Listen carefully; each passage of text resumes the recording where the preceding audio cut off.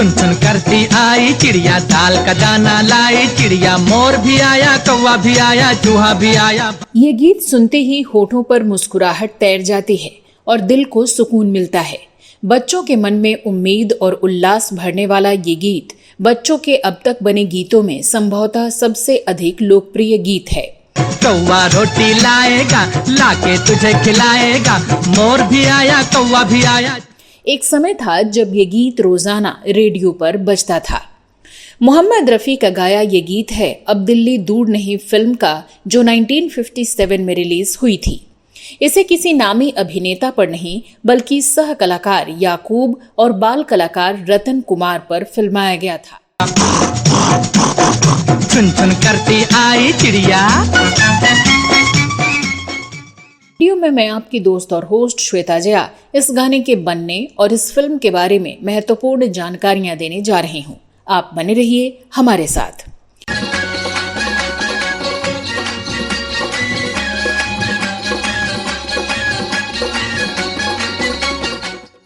दोस्तों, इस वीडियो में जिस प्रसिद्ध बाल गीत की चर्चा करने जा रही हूं वो 1957 की फिल्म अब दिल्ली दूर नहीं का गाना है, जिसका निर्माण राज कपूर ने किया था और इसका निर्देशन अमर कुमार ने किया था। वे छना छन खूब रुपया हम तेरे कहलाते हैं, हलवा पूरी खाते। अब दिल्ली दूर नहीं कहावत का उपयोग उम्मीद की रोशनी के तौर पर किया जाता है।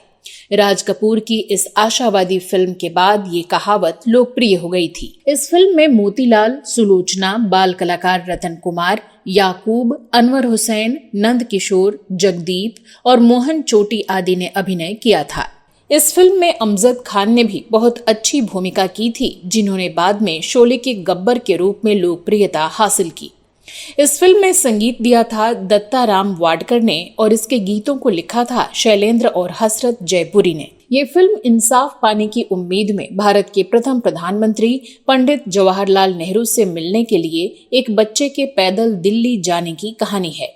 चलते चलते मिलेगा भालू, हम बोलेंगे नाचो कालू, नाचो कालू नाच। आर.के. बैनर की ये फिल्म नए भारत में नई उम्मीदों को उजागर करने वाली फिल्म थी। अख्तर मिर्जा की कहानी पर आधारित इस फिल्म में पंडित नेहरू के निवास 3 मूर्ति भवन के बाहर के वास्तविक शॉट का इस्तेमाल किया गया है। बताया जाता है कि राज कपूर ने नए आजाद भारत के पहले प्रधानमंत्री नेहरू जी को ध्यान में रखकर ही इस फिल्म का खांचा तैयार किया था। राज कपूर जी ने खुद स्क्रिप्ट लिखी और नेहरू जी को इस फिल्म में छोटी सी भूमिका करने के लिए भी तैयार किया था, खासकर फिल्म के अंतिम शूट के लिए, जब पैदल चलकर दिल्ली पहुंचने वाला बच्चा प्रधानमंत्री से मिलता है। राज कपूर जी ने नेहरू जी से कहा था कि ये फिल्म लोगों के मन में विश्वास की भावना भरेगी और नेहरू जी इस फिल्म में भूमिका करने को तैयार भी हो गए थे, लेकिन बाद में उन्होंने इनकार कर दिया। ऐसे में राज कपूर ने नेहरू जी के स्टॉक शॉट्स का उपयोग किया। हालांकि ये फिल्म बॉक्स ऑफिस पर बहुत ज्यादा कामयाब नहीं रही थी, लेकिन इस फिल्म में दत्ता राम का संगीत लोकप्रिय हुआ।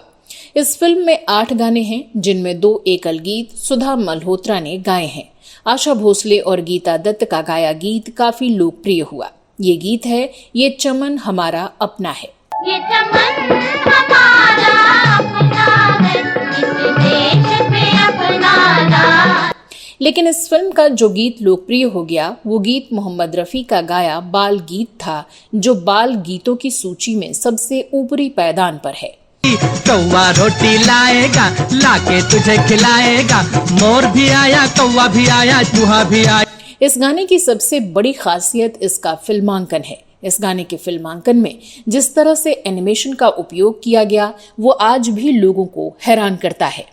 लोग ये सोचकर आश्चर्य में पड़ जाते हैं कि जब टेक्नोलॉजी उतनी उन्नत नहीं थी तब भी कैसे राज कपूर ने ऐसा कर दिखाया। सीधा दिल्ली जाऊंगा, तेरी दुल्हनिया लाऊंगा, मोर भी आया, कौवा भी आया, चूहा भी आया। इस गीत को किसी बड़े अभिनेता पर नहीं फिल्माया गया बल्कि सह कलाकार और बाल कलाकार पर फिल्माया गया। फिर भी ये गाना काफी लोकप्रिय हुआ था। किसी अभिनेता पर फिल्माए गए गीत का हिट हो जाना बड़ी बात नहीं है, लेकिन किसी चरित्र अभिनेता पर या सह कलाकार पर फिल्माया गया कोई गीत हिट हो जाए ये बहुत बड़ी बात होती है। ये करिश्मा केवल रफी साहब की आवाज ही कर सकती थी। ये राज कपूर की फिल्म थी, इसलिए ये माना जा रहा था कि इस फिल्म के संगीतकार शंकर जयकिशन होंगे और इसके गाने मुकेश जी गाएंगे, जो राज कपूर की पहली पसंद हुआ करते थे। लेकिन इस फिल्म में संगीत देने का काम मिला दत्ताराम वाडकर को, जो शंकर जयकिशन के सहायक संगीतकार हुआ करते थे। दत्ताराम ने तबला वादक और अरेंजर के तौर पर काम शुरू किया था और आगे चलकर संगीतकार ने जिन कुछ गीतों की धुनें बनाई, उनमें मुकेश का गाया दर्द भरा गीत आंसू भरी है ये जीवन की राहें भी शामिल है। बर्बादियों की अजब दास्तां।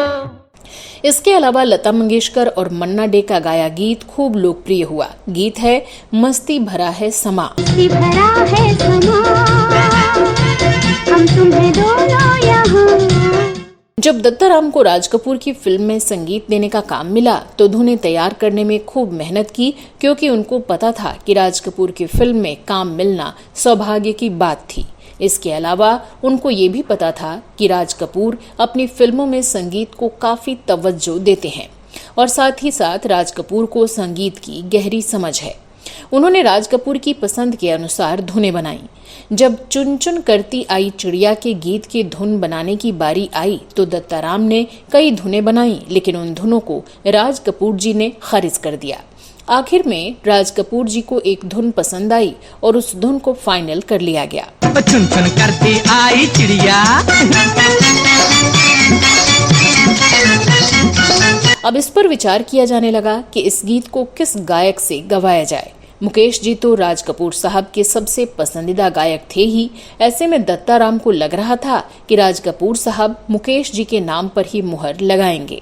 लेकिन दत्ताराम को यह सुनकर आश्चर्य हुआ जब राज कपूर ने कहा कि इस गीत को रफी साहब से रिकॉर्ड कराया जाए, क्योंकि ये गीत ऐसा है कि वही इस गीत के साथ न्याय कर सकेंगे। दत्ताराम भी रफी साहब से ही उस गीत को गंवाना चाहते थे, लेकिन राज कपूर के सामने रफी साहब का नाम लेने में हिचकिचा रहे थे। लेकिन जब खुद राज कपूर साहब ने रफी साहब का नाम लिया तब दत्ताराम को मानो मुंह मांगी मुराद मिल गई। दत्ताराम ने जब रफी साहब को ये धुन सुनाई तो रफी साहब को ये धुन बहुत पसंद आई और उन्होंने उसी समय कह दिया कि ये गीत जरूर कामयाब होगा। रफी साहब को बताया गया कि ये गीत याकूब पर फिल्माया जाएगा, इसलिए रफी साहब ने याकूब के हाव भाव को ध्यान में रखते हुए उस गीत को गाया। वो गीत इतना लोकप्रिय हुआ कि लंबे समय तक रेडियो से बजता रहा और ये गीत बच्चों का सबसे लोकप्रिय गीत बन गया। आपको बता दें कि रफी साहब को ये गीत इतना पसंद था कि घर में अपने बच्चों को अक्सर ये गीत गाकर सुनाते रहते थे।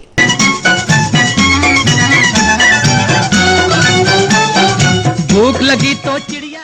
दत्ताराम के करियर का ये सबसे प्रमुख गीत बन गया।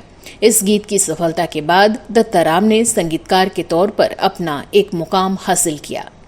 तो दोस्तों, आप इस गीत के बारे में क्या कहना चाहते हैं? आपके पास इस गीत के बारे में अतिरिक्त जानकारी हो तो कमेंट बॉक्स में अवश्य लिखें।